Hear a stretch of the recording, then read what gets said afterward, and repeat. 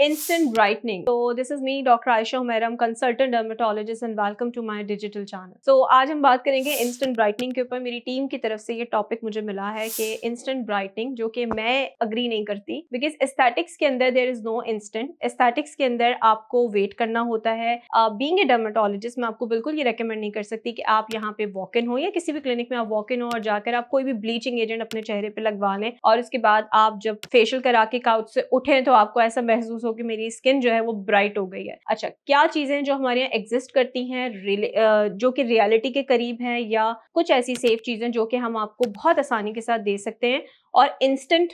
मेरी अगर आप डेफिनेशन में पूछें तो प्रॉब्ली 4 हफ्ते, 6 हफ्ते या 8 हफ्ते। अगर आपके अंदर ये पेशेंस है और अगर आप इतना वेट कर सकते हैं तो फिर उसके लिए जो है वो आप प्रॉपर स्किन केयर रिजीम्स को स्टार्ट करें और उसके साथ साथ एस्थेटिक प्रोसीजर्स को भी स्टार्ट करें। सो अगर आपके घर में कोई इवेंट है, बर्थडे का इवेंट है, वेडिंग इवेंट है, या कोई भी ऐसा इवेंट है जिसको आप कोई ऑफिशियल इवेंट्स हैं जिसको आप इंजॉय करना चाहते हैं और आप चाहते हैं कि आपकी स्किन जो है वो दूसरों से अलग लगे, ब्राइटन अप लगे, ज्यादा अच्छा ग्लोई आप फील करें। और कभी कभी ऐसा होता है कि इससे हट के कुछ और भी स्किन के मसले होते हैं जिसके अंदर पिगमेंटेशन का इशू हो जाता है, हमारे पोर्स खुल जाते हैं, डार्क सर्कल्स का इशू बहुत कॉमन है हमारे यहाँ, खास तौर पे डार्क लिप्स बहुत कॉमन है। और लड़कियां जो है वो रेगुलर बेसिस के ऊपर जब मेकअप सप्लाई कर रही होती हैं तो उसकी वजह से उनके कुछ ऐसे एरियाज होते हैं जो डार्क हो जाते हैं, जिसमें आपके लिप्स के पास का एरिया होता है या आपके आंखों के पास का यहाँ का एरिया होता है जो एक अलग से पैची स्किन दे रहा होता है। सो बेसिकली उसको कैसे ट्रीट किया जा सकता है और आसान तरीके से, ऑब्वियस सी बात है हम आपको कुछ ऐसे सॉल्यूशंस भी बताएंगे जिसके अंदर आप घर बैठे अपनी स्किन की केयर भी कर सकते हैं। So let's start this topic. Basically सबसे पहले हम गोना टॉक अबाउट के केमिकल पील्स जो हैं वो किस तरह से आपकी स्किन को ब्राइटनिंग की तरफ लेके जाती हैं। और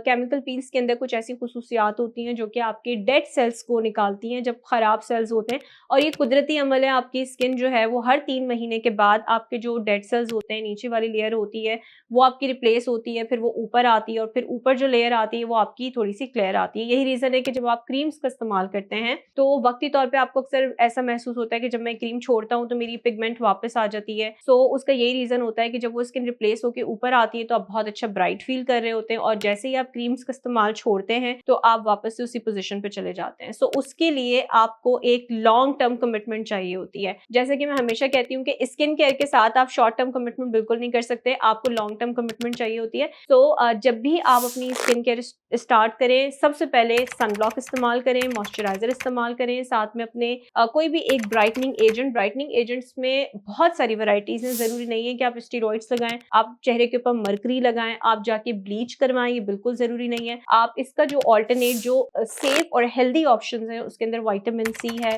नियासिनामाइड है, लिकोरीज एक्सट्रैक्ट्स है, अल्फा आर्बिटिन है, टॉपिकल ग्लूटाथियोन है। ये वो इंग्रेडिएंट्स हैं जो कि आपकी स्किन को ब्राइटन भी करते हैं, आपकी पिगमेंटेशन को भी ट्रीट करते हैं और उसके साथ साथ आपको किसी किस्म का नुकसान नहीं देते।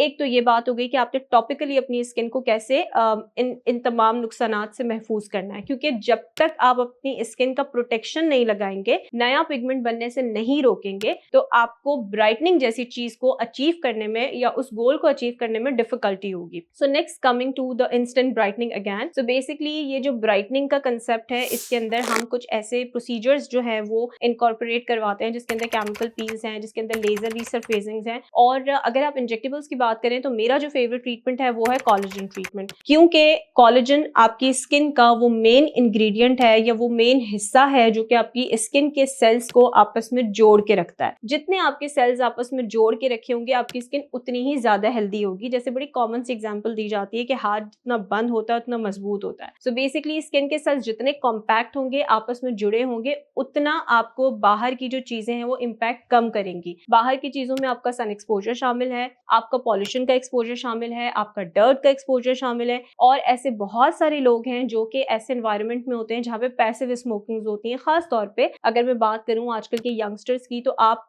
बहुत सारे लोग मिलकर शीशा पी रहे होते हैं, आपको अंदाजा नहीं होता कि आप क्या क्या चीजें अपनी बॉडी के अंदर इनहेल कर रहे हैं। इस चीजों को इनहेल करने की वजह से आपकी स्किन पे पिगमेंट बनता है, आपके लिप्स भी डार्क होते हैं, आपको डार्क सर्कल्स भी बनते हैं और वक्त सबसे पहले आपकी स्किन पे झुर्रियां या फाइन लाइंस भी आती हैं। सो इसी वजह से जो कोलेजन है वो मेरा बहुत फेवरेट है कि वो इन तमाम हैजर्ड्स को या नुकसानात को बहुत अच्छे तरीके से कवर कर लेता है। अगर आप इंजेक्टेबल कोलेजन के सेशन लेते हैं या एक सेशन भी लेते हैं तो उसके अंदर आपको एक मेजर डिफरेंस नजर आता है और 4 वीक्स के अंदर ही आपकी स्किन जो है वो काफी अच्छे तरीके से रिप्रेजेंट कर रही होती है। तो आई थिंक ये मेरे लिए एक इंस्टेंट ब्राइटनिंग है जो कि मैं आपको बता सकती हूँ। और इसके साथ साथ ब्राइटनिंग की कुछ आईवी ड्रिप्स होती हैं जिसके अंदर आपको 2 से 3 महीने का अरसा चाहिए होता है, जिसको आप जो है वो कह सकते हैं कि हाँ मुझे 2 से 3 महीने के अंदर मैं ब्राइटनिंग की तरफ चला गया हूँ या चली गई हूँ सकते हैं। बाकी आ जाए स्किन केयर सीरम्स पे या स्किन केयर रूटीन्स के ऊपर, जिसके अंदर विटामिन सी एक बहुत अच्छा इंग्रेडिएंट है। अगर आप विटामिन सी के साथ मर्ज करते हैं हाइलुरोनिक एसिड तो ये बहुत अच्छा कॉम्बिनेशन है। लेकिन प्लीज एहतियात कीजिए, अगर आपकी स्किन के ऊपर एक्नी बनता है या एक्नी प्रोन स्किन है तो हम हाइलुरोनिक एसिड को अवॉइड करते हैं। फिर हम कोशिश करते हैं कि आपको कुछ ऑल्टरनेट फॉर्मूलाज दिए जाएं जिसके अंदर नियासिनामाइड या अल्फा आर्बिटन शामिल होता है। Coming to the sunblock application, जो कि वो लोग जो कि ये ख्वाहिश रखते हैं कि उनकी स्किन के ऊपर ब्राइटनिंग रहे तो बहुत जरूरी है कि आप इसके अपनी स्किन को प्रोटेक्ट भी करें। जैसे कि आप गाड़ी खरीदते हैं और गाड़ी लेके आप रोड पे जाते हैं तो सबसे पहले आप चाहते हैं कि आपकी गाड़ी नुकसान से बचे तो आप उसका पीपीएफ कराते हैं। सो बेसिकली जो सनब्लॉक है वो आपकी स्किन का पीपीएफ है जिसकी वजह से आपकी स्किन जो है वो आउटसोर्स से बहुत सारी डैमेजेस से बची रहती है। देन उसके बाद बहुत अच्छी एक मॉइस्चराइजर क्रीम या कोई लोशन आप अपनी रूटीन के अंदर रखें, चाहे गर्मी हो या सर्दी हो। आपकी स्किन की हाइड्रेशन बहुत जरूरी है। अगर आप अपनी स्किन को हाइड्रेट नहीं करते तो आपकी स्किन बिल्कुल बंजर जमीन जैसी हो जाती है जिसके अंदर क्रैक्स बन जाते हैं। जब स्किन के अंदर क्रैक्स बनते हैं तो स्किन हैप्पी फील नहीं करती। जब स्किन हैप्पी फील नहीं करती तो आपकी स्किन पे डलनेस आती है, पिगमेंटेशन आती है, आपके पोर्स खुलते हैं और कभी कभी इतनी एक्सट्रीम ड्राइनेस की वजह से आपकी स्किन के ऊपर दाने भी बन सकते हैं। सो ये वो सारी स्किन के रूटीन की एहतियात है जो कि अगर आप अपनी रेगुलर बेस के अंदर अपनी स्किन के रूटीन के अंदर शामिल करेंगे तो आपको बहुत सारी चीजों से या बहुत सारे नुकसान से आप अपनी स्किन को बचा सकते हैं। Now coming to the hydrating mask, आजकल मार्केट के अंदर हाइड्रेटिंग मास्क बहुत ज्यादा इन है, जो कि बहुत अच्छी चीज है, जिसके अंदर कोलेजन मास्क हैं, जिसके अंदर हाइलुरोनिक एसिड बेस्ड मास्क हैं, जिसके अंदर विटामिन सी के मास्क हैं और इसके साथ साथ सैलिसिलिक एसिड मास्क हैं या ग्लाइकोलिक एसिड मास्क हैं। ये तमाम वो मास्क हैं जो कि आपको ओवर द काउंटर मिल जाते हैं शीट फॉर्म के अंदर। सो उसको किस तरीके से अप्लाई करना है, बेसिकली आपको इसकी सिलेक्शन अपनी स्किन टाइप के अकॉर्डिंग करनी है। अगर आपकी स्किन एक्नी प्रोन है तो आप सैलिसिलिक एसिड मास्क चूज कर सकते हैं। अगर आपकी स्किन पे ड्राइनेस ज्यादा है तो आप हाइलुरोनिक एसिड बेस्ड जो मास्क शीट्स हैं वो आप इस्तेमाल कर सकते हैं। कोलेजन मास्क दोनों स्किन टाइप के लिए बहुत अच्छा है।